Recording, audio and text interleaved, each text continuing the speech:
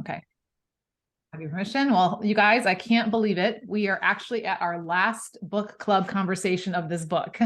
So talk about like time going by in a hurry, right? Like it feels like we just did this. And yet I want to start this conversation today by saying this does not mean it has to be the end, right? Like this is the second time I've gone through cover to cover of the book.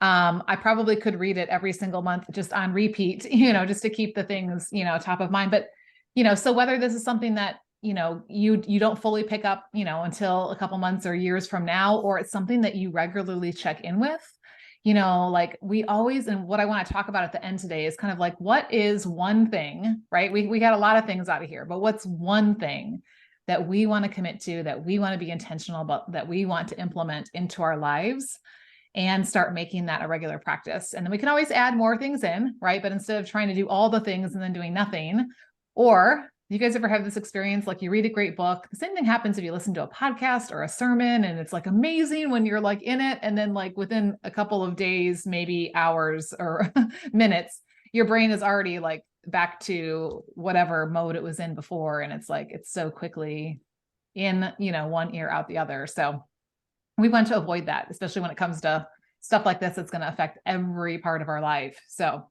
I wanted to actually come do our Zoom from outside, because I have been working on creating like an outdoor space on our deck, because I find that when I go outside, it just helps me slow.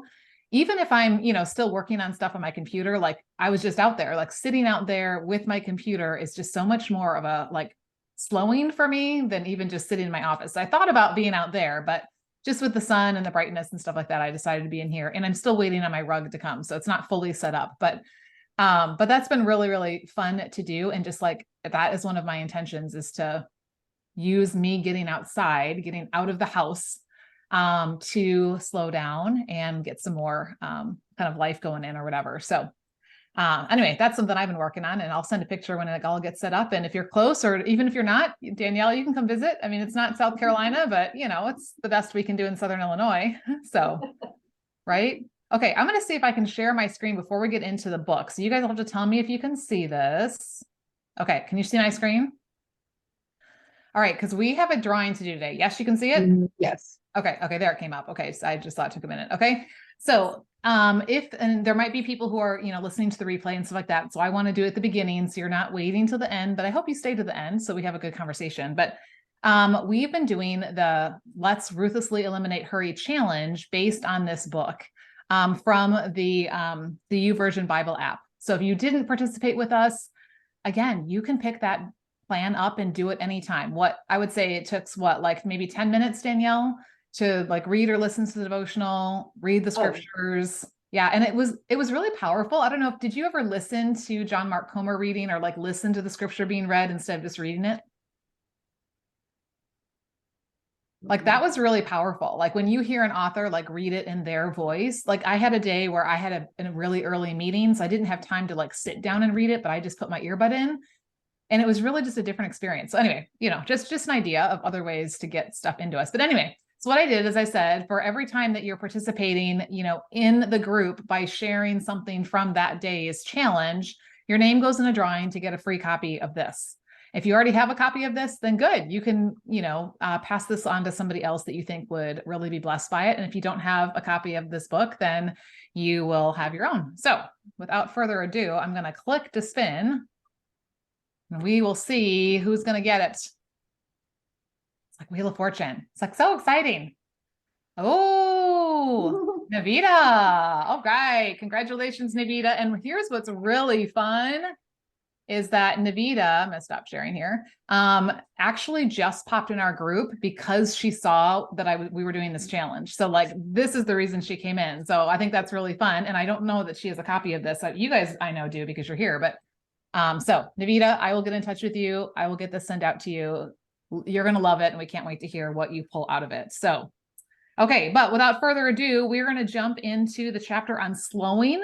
And I don't know if you read the epilogue or not, but it's pretty short. So we are just going to I'm just going to pull a couple of things out of there. And if you didn't read it on your own already, that's okay. You can do that on your own after the fact today. But we just got out of, well, let's look back at like the practices that we've been talking about. So the first half of the book was talking about the problem, talking about Jesus' solution. right? So let's go back just kind of as a reminder, so we don't like in one ear out the other, or in our head and then doesn't get into our hearts. What was Jesus's solution to the problem of hurry? Do you remember from back in like the first half? Doesn't have to be like his exact words, just kind of in general. What was that?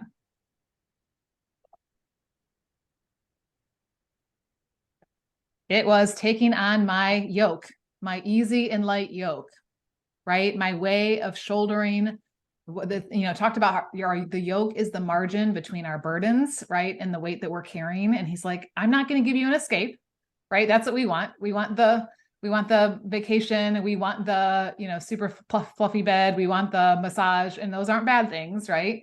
But Jesus knew that an escape was not going to fix the problem, because how many times have we escaped? We've gone on vacay, right? So great example, Shayna, you were away, right? And now you've come back. And do you feel like that fixed your busyness problem by being away? Or do you feel like some of those same things are still, I'm not saying you have a problem, but I'm just in general knowing that we all are somewhere in the spectrum. So this is not me like calling you out. This is me just saying, what did you notice when you were on vacation? And then what are you noticing now that you're back? I think a lot more of figuring out how to, because when I came back, there was a lot of things to do, and how to readjust my time. And so that whenever I do this again, or even for a much shorter time frame, that I don't feel like I'm just like coming into a big, huge cluster, that I've got it all figured out and a little bit more organized on my time aspect. Sure. Yeah. It kind of gives us perspective, right? I mean, Danielle, you're kind of in this, like, I don't know if I call it vacation mode, but you're in a season right now where you don't have all of your regular responsibilities on you at the same time. And so it kind of gives, a little bit of that opportunity to like have a like step back and kind of go, whoa, maybe I am busier than I think. Maybe my life is a little bit more hurried than I want it to be. Maybe my heart and my spirit are not fully present. Maybe I'm not emotionally healthy and spiritually alive, because I'm choosing to live the world's way, right? The chaotic ways of the modern world. So for me, last year, when we took those 2 trips for 3 weeks, that was really transformative, and I totally feel you, Shayna, like coming back, you're like, oh my gosh, like all this stuff. And yet learning how to come back in a way that wasn't overwhelming, and also learning how to come back in a way that was like, I'm not just going to jump right back in and start the rat race again. Like there were some intentional things that I did not pick back up right away. Some things I didn't pick back up ever, because I liked how my spirit felt when I had a slower pace. And so I started asking those questions like, what can I do? So it's not an escape. He gives us equipment for how we can go through life, because, we're still going to be here. So the first one was silence and solitude, making sure that we get away and get quiet, which does not just mean that we don't hear, the voices of other people or the voices of social media. It's also quieting our own inner thoughts so we can really hear God's voice. The next one was about Sabbath and making one day a week look different than the rest, and really taking that time to reconnect and let the Lord refresh and refill us.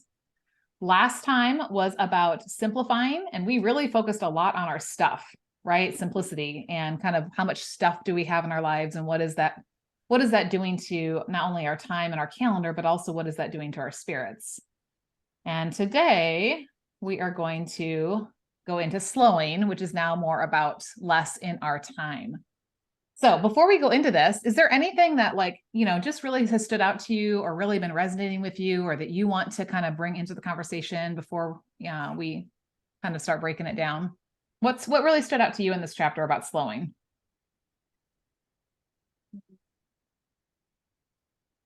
Well, one of the things, in the solutions that he offers, and he was talking about getting in the slow lane when you're driving and staying there. And I don't like to drive, but I did drive 2 hours to go meet my best friend from Indiana before I moved south yesterday. And so I did find myself doing that. Like, okay, I'm going to get in the lane and I'm going to stay here. Like, I'm not going to be in a hurry. I'm not going to be like whipping in and out of traffic. So it was actually like an opportunity to take what we had read and kind of put it into action. And then we had a half an hour slowdown because there was an accident. And so we were just sitting, like not moving. And normally, one, because I don't like to drive when I get in that kind of situation, I have a lot of anxiety about it. And so I was like, okay, like I remember Lisa talking about this, like take a deep breath, pray for the family that, or, you know, for whoever was involved in the accident, pray for the workers who are responding to the accident, like all of those things. And so it was just amazing, like what a difference in experience the trip was. Coming back was better, but you know, going down, like we had that half an hour slowdown, and like it was just different. I wasn't feeling like my heart wasn't racing, and I wasn't like having a headache and all, you know, stressed about it, because I was like, okay, I'm going to take some deep breaths and I'm going to pray for the people who are involved. And I'm like, I love that.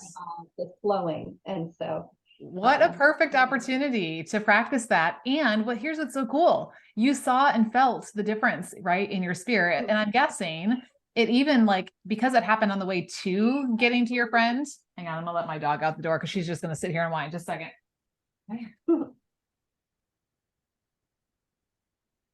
She thinks she's missing out on something. So she wanted to be in here. She usually likes to be here and doesn't like if I kick her out. But then if she can hear something going on outside the door, she's like, I want to be out there. But I'm guessing that even just like the way you arrived allowed you to be more present with your friend as well, because you weren't coming from this, like, I'm stressed, I'm in a hurry, oh my goodness, this happened. So that's such a cool example. I absolutely love that. So yeah. And here's the thing. Usually, you know, when we go in the slow lane, it doesn't take us any less time. You know, when we're zipping and zooming back and forth, it usually ends up taking, I mean, maybe it's a couple minutes, right? But we think we're going to like save all this time and it's going to be so much better. And generally it's not that much of a difference. In fact, one little thing that I often think of, I remember back in the day, my kids used to watch Mythbusters. Did you guys ever watch Mythbusters? Where they would take these different things that people believed and then they would like bust them, right? Well, one of them was that, you know, if you run in the rain, you won't get as wet. And so they did like all these like scientific tests to show that you actually get less wet when you walk when it's raining than you do when you run. And I just thought, what kind of another interesting like example, a parallel of like, yeah, when I try to hurry, it's actually going to cost me more than if I would just slow down. Now we're not going to like walk at a snail's pace, right? Like we know we're not talking about that necessarily, but yeah. But so anyway, your car thing reminds me of that, because we think we're going to get, you know, we're going to get this trip over with so much faster. And yeah, maybe we shaved 5 or 10 minutes off over how many hours, you know? So yeah, we rush and hurry for really not a whole lot of reason. Yeah. Shayna, anything for you that just kind of is like coming up to the top for you? I mean, it's just more of reminders of why I have started focusing what I'm focusing on, and a little more of, you know, even more so making my phone a dumb phone. And there was one thing he said in here, said, our time is our life and our attention is the doorway to our hearts. And just a little quick reminder about how much attention that we give to things other than things that are important. Yeah. Yeah. I don't remember if it was from this book or someplace else, but I keep saying it over and over again, is we underestimate how much time and attention we give away to less important things. You know, it's the same thing with Amazon, right? Oh, I'm not spending that much on Amazon. And then you get like the credit card bill and you're like, oh shoot, that all added up to like a couple $100. Like I thought it was like $10 here, $15 here or whatever. And I think it's the same thing, you know, like you said, with our time. We don't think it's a whole lot, but it is. And we can't recreate time. We can't get that back. We can always make more money, right? But we can't make more time, you know, and get that back. So that's powerful. I think the biggest one for me was on page 220, which says, we achieve inner peace when our schedules are aligned with our values.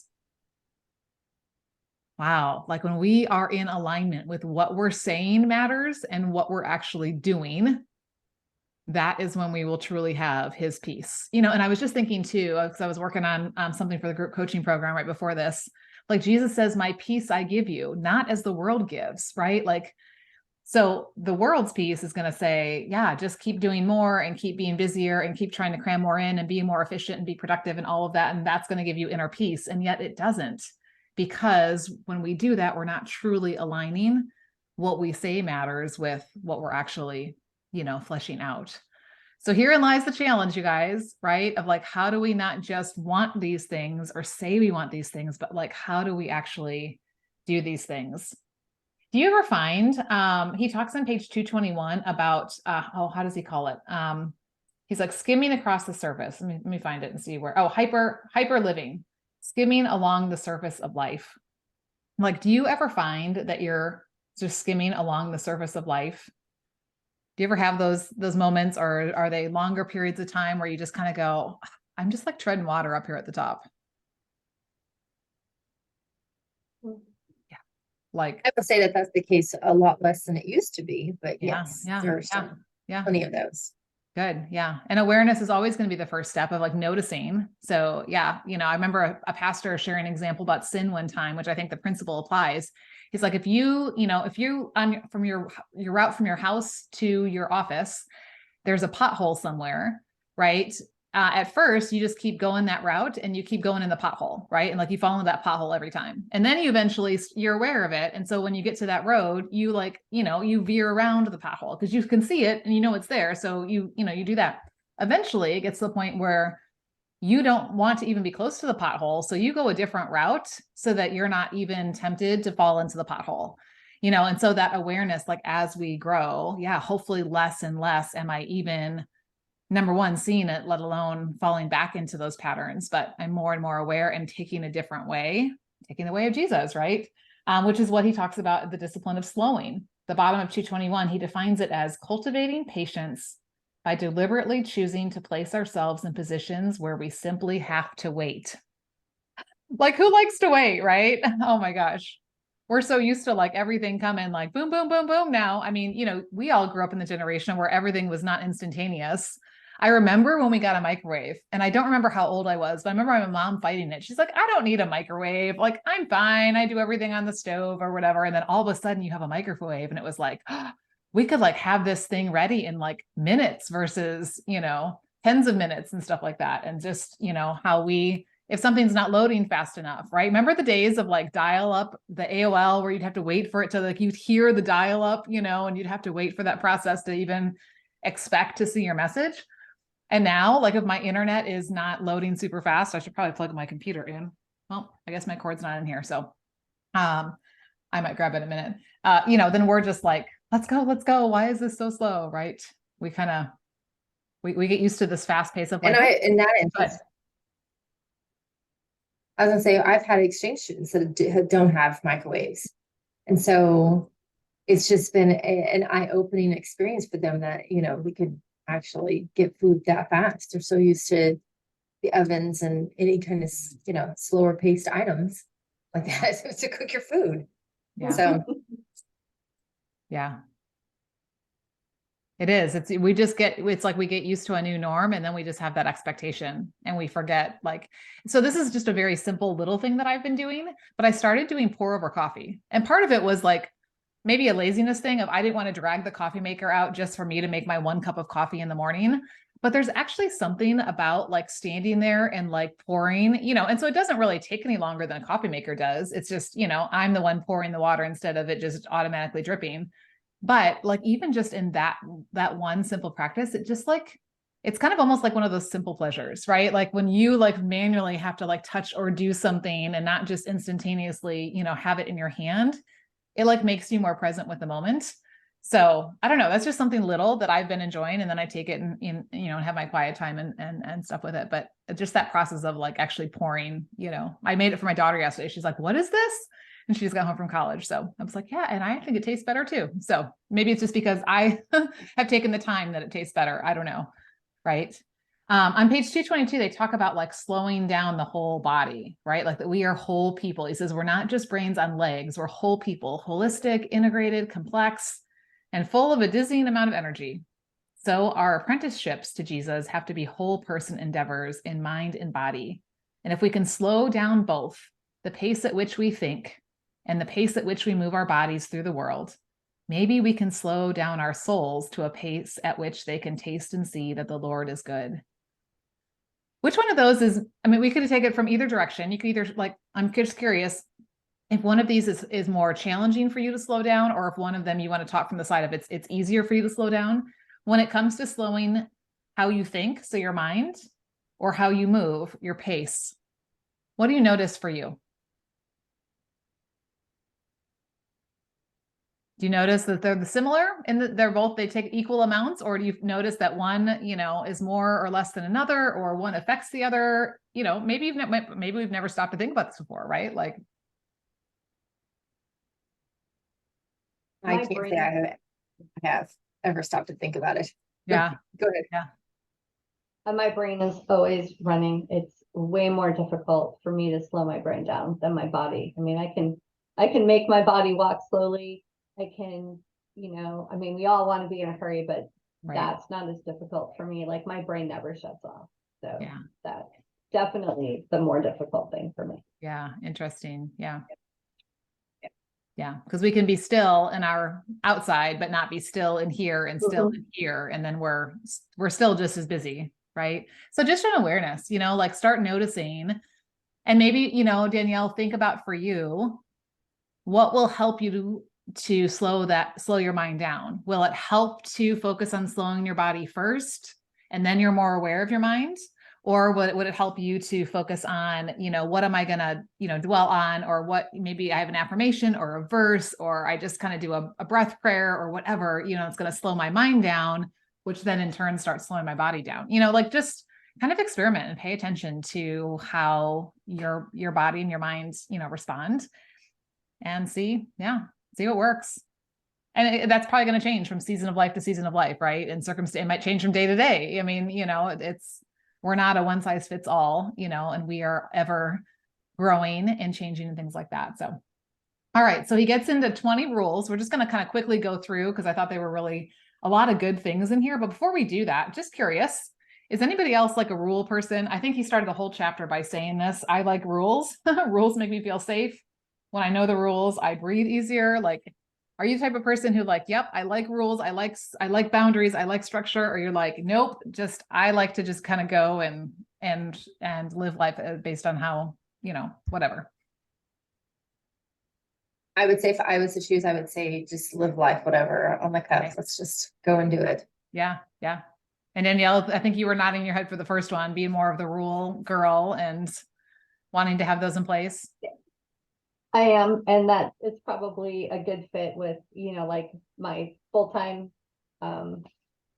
job is, and my part-time job is accounting, you know, and accounting is very rules-based. Yeah, Like yeah. there's debits and credits, and this is how it has to work. And when it works this way, you get the right answer. And so I'm definitely, I mean, even yesterday when I was talking about the car accident, I was like, you know, if people would just follow the rules on the road and they didn't feel it necessary to weave in and out and do this, like just do the speed limit, stay in your lane, do all that, then we wouldn't all be sitting here in 30 minutes because someone thought their schedule was more important than everybody else and, you know, had an accident. So Yeah, yeah. I'm very much will like, if everybody just followed the road, we'd be fine. We'd all be good.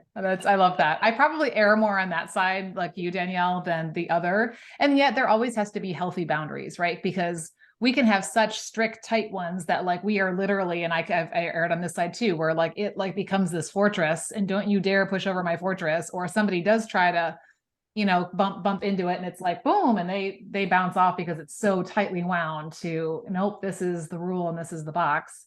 Versus if this is kind of more like a tent, right? So there's a boundary, right, on your tent, but it allows the wind to kind of push into it. Not so much it's going to push it over, right? But it allows a little bit of give, because if that is so strict and rigid, then when, life happens, or that person who doesn't like rules or whatever, right? Now we're not talking about being like, you know, irrespectful of people and, you know, and just throwing all rules out the window for that are going to affect others. But, you know, there's that right place for what they look like. So anyway, always keeping that in mind, right?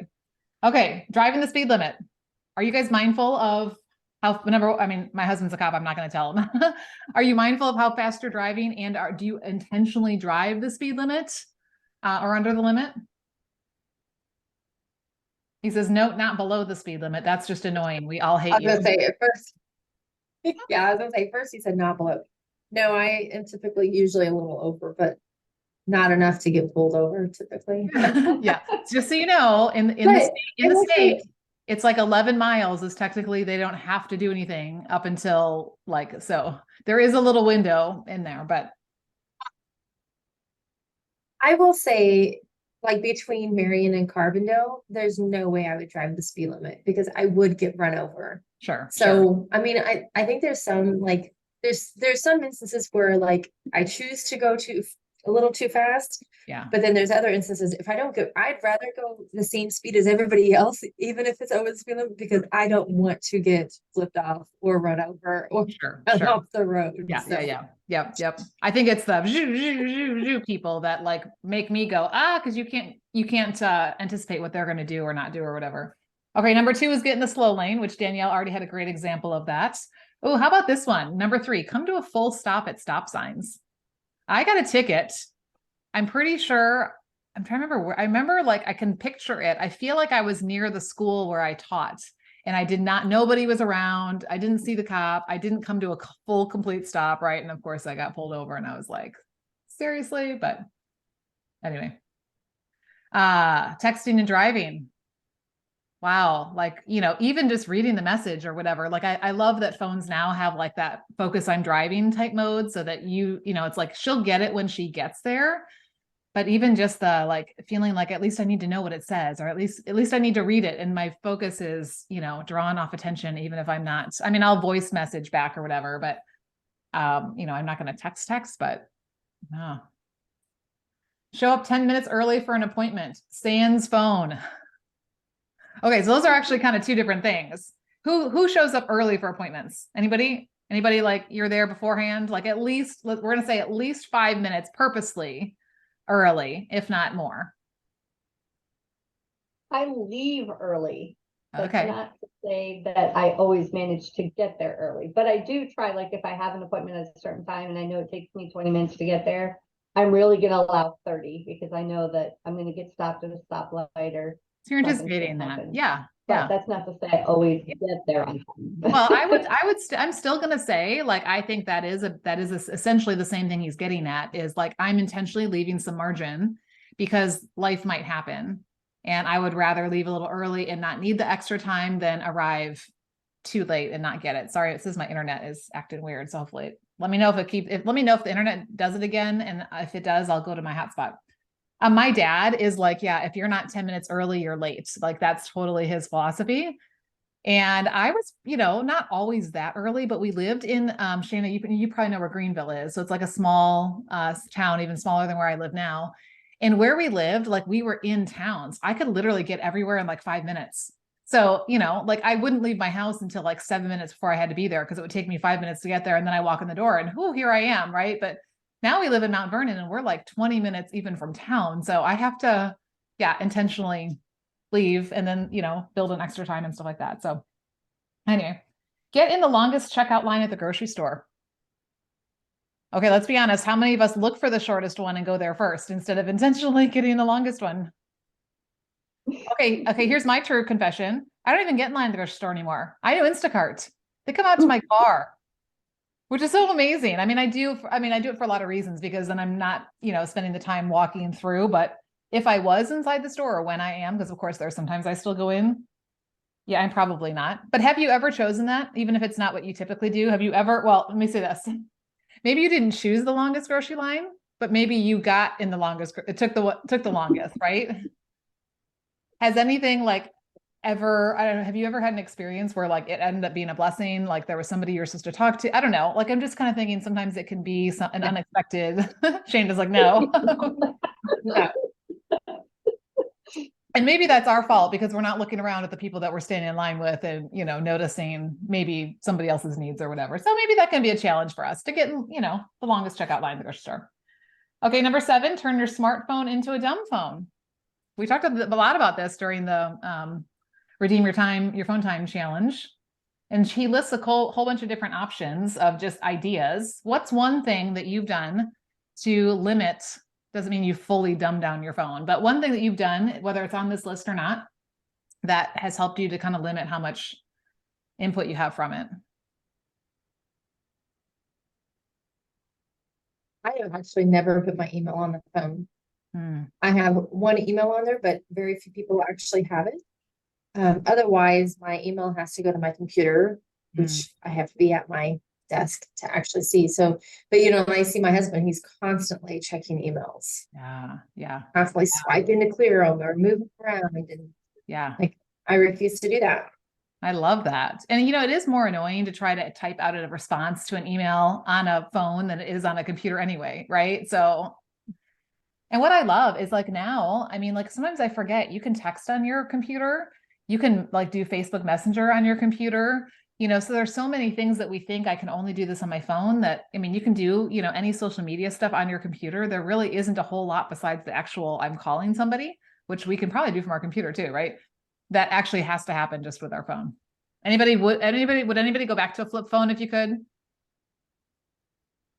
I would not. I do like some conveniences, but like ordering my groceries so I don't have to go get in the I longest. like being in Kroger's. And I was gonna say, I like being in Kroger's and having my smartphone because then I can add coupons or. There you go, right? Yeah, I mean, if it's It used saves you money. correctly. Yeah, we talked about that in that whole series we did, right? Like, this is not about throw it out, which is really funny because number 8 says get a flip phone or ditch your cell phone altogether, right? Like we do. I mean, there are people who live in this world who don't have phones. Obviously, we could survive, but in the lives that we live, they do come in very handy. I remember being in Blockbuster. Remember those? Back in the day. And I remember somebody being on the phone, like having this conversation with somebody else about what movie they were going to get. And in my mind, I was like, seriously? Like, couldn't you have talked about that before you left the house? Like, really, do you have to call now? And like, of course, like this is what we do all the time, right? We're like, oh, hey, I'm going to pick up this, or hey, I'm here. What do you want? Or whatever. But yeah. And that was, you know, those were flip phones back in that time too. All right. Number 9, parent your phone, put it to bed before you and make it sleep in. Anybody practicing one of those on either end, nighttime or morning time? What does that look like for you, Shayna? I see you shaking your head. Well, I mean, mine is like, as soon as I get in bed, it's automatically in sleep mode. And I try not to pick it back up again. Even if we're laying there, sometimes I will pick it up if he's completely ignoring me in the TV or movie show is stupid. But I usually put it aside and I don't mess with it again at that point. And then in the mornings, I make a habit to get up and get dressed and at minimum leave the bedroom before I check my phone. So yeah, I love that. I love that. Anything for you, Danielle, on either of those ends or anything you want to do? I do have my phone in sleep mode so that it does automatically turn off at 10:45 because I don't typically get in bed till 11. Although then there are issues with that. Like my daughter was texting me at 11:15 last night and I didn't see it. And I have her set anyway. It should have notified me. It didn't. Anyway, but the morning I need to figure out something I would like to do, but I do my devotions through the Bible app. So usually that's the first thing I do because if I get out of bed and I get moving and I do all the other stuff, then I'm at my computer because I work from home. My computer's going to start dinging and I'm going to have a different thing. So I always try to do my devotions before I get out of bed. So I do reach for my phone. But if that's in a different way, no, that doesn't count. Like that's different. You know, if you're reaching for your phone with the intention of going to the Bible app, but then you start checking social and your emails and your texts, then yeah. But no, I would say that that's not you. It's more just like you're using that instead of a book or whatever. So yeah, it's just having those parameters, which is what number 10 is keep your phone off until after your morning quiet time. You know, like making sure. And I know Erin, who's a part of our group, that was something that she really committed to during our challenge was keeping it off until after her quiet time. I want to say like even after breakfast is what she did so that all of her morning time was just focused on what was in front of her and what mattered. And, you know, it's really made a big difference for her. And I know she shared about that before.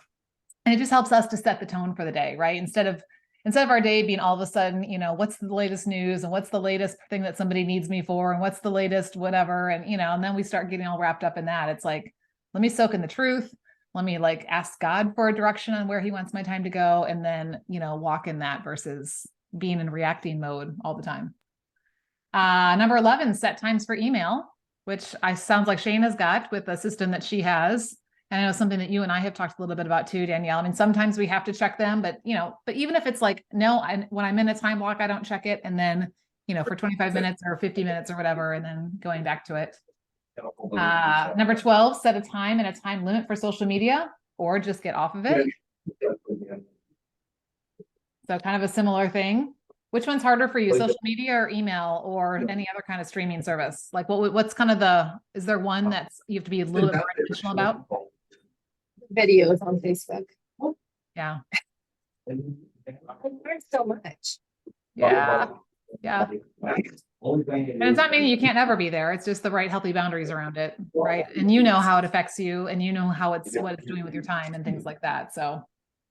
All right. Number 13, kill your TV, which is so interesting because back in the day, like think about this, like back in the day, you had to like go to a movie theater if you wanted to see some kind of a moving picture. So that was like a big deal. You left your house, you got yourself there, whatever. Right. Then like growing up, I remember like we would have certain shows that our family loved and you had to be in front of the TV at that time or you didn't see it. Like, do you remember that? Right. Like, but it still was a thing that we communally did together as a family. So I don't know, like Dukes of Hazzard, we love Scarecrow, Mrs. King. Like, it's so funny how like some of these shows that, you know, we always would watch, right? And then it got to the point where now there are more TVs in houses than there are people, like we talked about last week, Danielle, right? And now we have these devices where, you know, this thing is, I could use this as a television 24/7 if I wanted to, right? And like it becomes so much more like individualized and available and accessible and things like that. And just, yeah, something we have to be very mindful of. All right, here's a big one. Okay, let's just kind of moving out of that category. Number 14, single task instead of multitask. Let's talk about that. Multitasking is just a slight hand for switching back and forth between a lot of different tasks. I do them all poorly instead of doing one well. Are there a bunch of people in your office, Shayna? All right, it's fine. I don't want to not hear you, but so when you want to talk, unmute, and that way we can kind of hear in between. But yeah, anybody else like ever worn multitasking as a badge of honor or like as a good thing? Like, oh, look, I'm a multitasker. I can, you know, do all these things at one time. How did that work for you, Danielle? Well, I probably was less aware. I feel like I would tell you I was more successful as a younger person than I am now, but maybe I am more aware now of the fact that it doesn't really work for me. And so I do have to be more single task focused than multitask focused. I think there are sometimes you can, like I can put a load of laundry in and then go work on something while it's in, right? I can, depending on what it is, I can listen to something, like I'll listen to a podcast while I'm mopping my floor, you know? So there are some times when you can, based on what the two tasks are, but yes, if it's anything that needs my focus, I can't, you know, back and forth and do it well. I think I do, right? But really it's not. I love this definition on 235. Multitasking is the drive to be more than we are, to control more than we do, to extend our power and our effectiveness. Such practice yields a divided self with full attention given to nothing. Not the goal. That sounds like a lot of wasted time, energy, you know, and all that stuff. So, not going there. All right, number 15, walk slower. Anybody a slow walker or are you a fast walker? You fast, Shayna? I'm not surprised. Yeah. My daughter just finished her freshman year of college. And so one of her friends just walks really slow. They call it the chase pace because he like literally is like, so sometimes like if I am sensing that we're walking fast, I'm like, we should walk the chase pace. And so we'll just like intentionally, you know, like slow down in our walking. And it does, it makes a difference. I mean, you notice the people around you, you notice the things around you. I mean, sometimes there's a reason that I need to beeline somewhere, but hey, probably usually doesn't make all the difference. Number 16, take a regular day alone for silence and solitude. Now, when we say alone, that doesn't necessarily mean there can't be any other human being around you, right? Like, because I don't know that I don't know about you, but I don't get a full day where there's no other human being with me. I mean, once in a while it'd be nice to, but taking some time, maybe it's not a whole day, but just taking some time regularly to be alone for silence and solitude. I was about to say, do you get that? But really my question should be, do you make time for something like that? Like, do you intentionally say, and then what for you is like that quiet for you? What is it that does it for you? I get up early. So I'm up about an hour before anybody else, but because I have older kids, like really, I set aside about an hour and a half per day. Yeah. for my me time. And even like this morning, my oldest son came in the house and he started talking business, and I was like, nope, I'm not talking business. We will do that when I get in the office. This is my time. Yeah. Good for you. Yeah.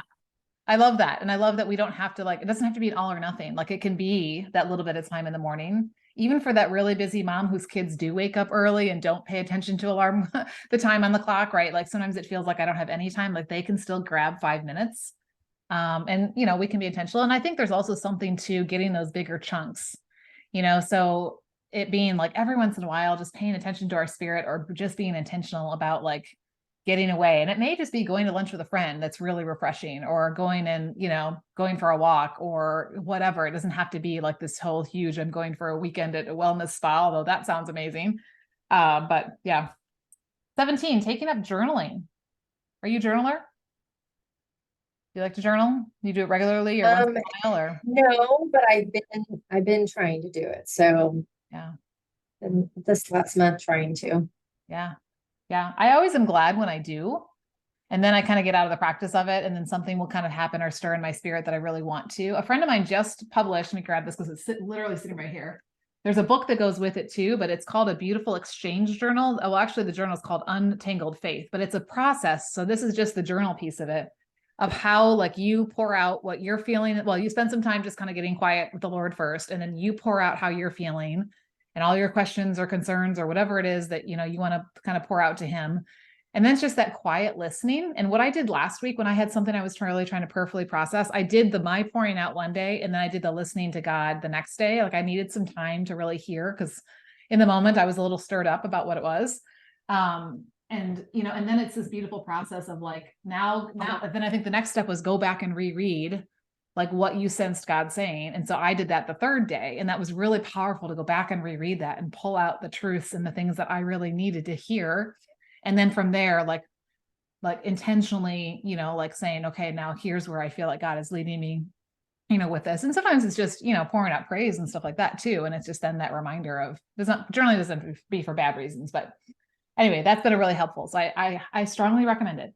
Okay. 18, experiment with mindfulness and meditation, right? Just at least just being present to our breath, to our bodies, to the spirit, all those things. Number 19, if you can take long vacations. I definitely found, I mean, how long were you gone? Like 3 weeks in the month of April, or a good chunk? Well, April we were only supposed to be home 5 days, but because of weather, I think we were home like 9 days, maybe 10 for the entire month.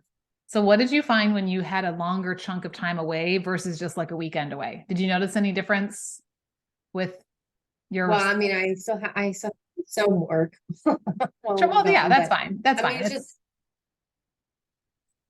yeah, no, I mean, it's just a good refresher just to get away and sort of just refresh and sort of realign what you should be doing, and really, like, even with us as we proceed in this next couple of years, I've got to come up with systems as we travel, because we will be traveling more and more. Yeah. And so starting to come up with systems to make sure, because you used to in the past, you go on vacation and you don't set aside time for yourself. You don't read, you don't exercise, you don't actually eat right. So it's about, for me, a lot of it last month was really trying to come up with systems in those, taking care of me type of things. Yeah. I love that. And thinking through, and that was kind of something I processed when I got home from those long trips last summer, was how can I build what I'm building in my everyday life such that life doesn't fall apart when I go away, right? Such that I can take off big chunks of time. I can do this from other places. I can, you know, like have these choices instead of feeling like I have to, you know, be in this place to do that. So yeah. And sometimes it feels like it's not possible, but it's always possible, right? There are people who travel the world all the time, and they run very successful businesses from wherever they are. So this is one of those times I'm thankful for a phone, right? Number 20, cook your own food and eat in. Good. Good thought, right? It takes time to, you know, cook the food versus just, you know, having it picked up or dropped off or whatever. So it kind of slows things down. So at the very end of the chapter, I love just kind of how he ends it. He says, there's more to life than an increased. Well, before that, he says, these rules are life-giving for me, even fun. They're just ideas. They might not be for you. Come up with your own list, but come up with a list, then do it. There's more to life than an increase in speed. Life is right under our noses, waiting to be enjoyed. So is there anything from that list that you're like, yep, this is one that I really want to be one on my list, right? The one I would really pick, I would not be allowed to do. It's, my husband wouldn't allow me, which is throw the TV out. Ah, well, there are things you can do. I eventually, well, right now our TV is actually in the basement. So I love it because we don't have it on the main floor at all. So you have to intentionally go downstairs to watch it.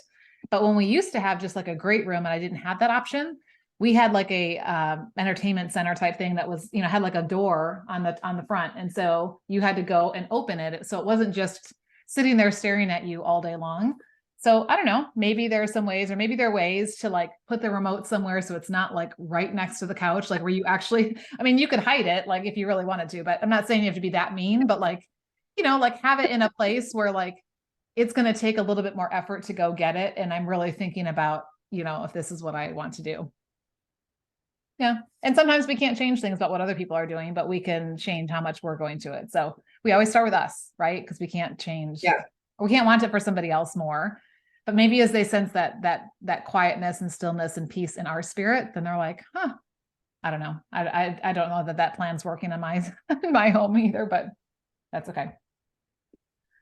All right, epilogue, right? Like despite all this stuff, right? Like life is still going to happen, so we have to be intentional. What I want to just take the last couple minutes to talk about is page 247, where he says, okay, I have reorganized my life around 3 very simple goals. 1, slow down. 2, simplify my life around the practices of Jesus. 3, live from a center of abiding. And he goes on to talk about the fact that like it takes practice to practice the presence of God from Brother Lawrence. We talked through the silence and solitude practice. We talked through Sabbath, simplicity, and slowing. But this is really impactful to me. He says, but to say it yet again, all 4 of them are just means to an end. The end isn't silence and solitude. It's to come back to God and to our true selves. It isn't Sabbath. It's a restful, grateful life of ease, appreciation, wonder, and worship. It isn't simplicity. It's freedom and focus on what matters most. It isn't even slowing. It's to be present to God, to people, to the moment. And the goal is practice, not perfection. Because multiple times a day, I slip back into hurry. So when that happens, I have a little mantra. Maybe we need to print this off and put this like on a Post-it note so we can see it. Slow down, breathe, come back to the moment, receive the good as gift, accept the hard as a pathway to peace, and abide. Yeah. Really powerful. It does. It takes intention, right? It's hard that it's like work and takes intention to slow down. And yet that's the best kind of work we can do and be put ourselves in those places where we're experiencing that. Because life is in the now and we don't get it back.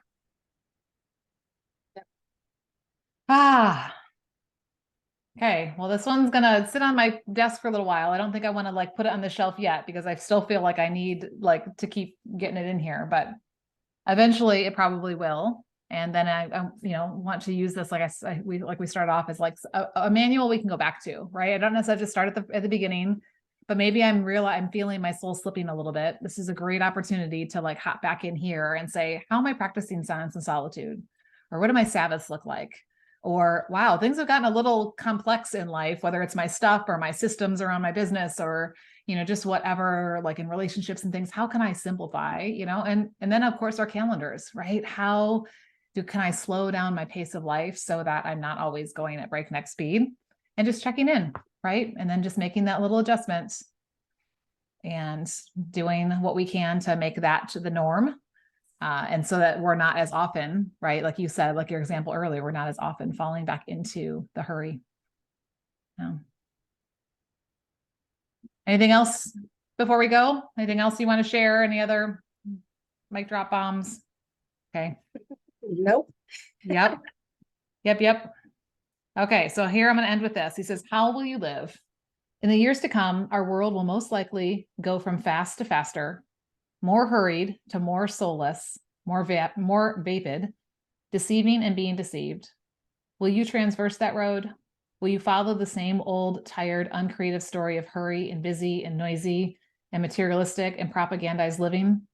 Just trying to add in a little Jesus as you careen through life?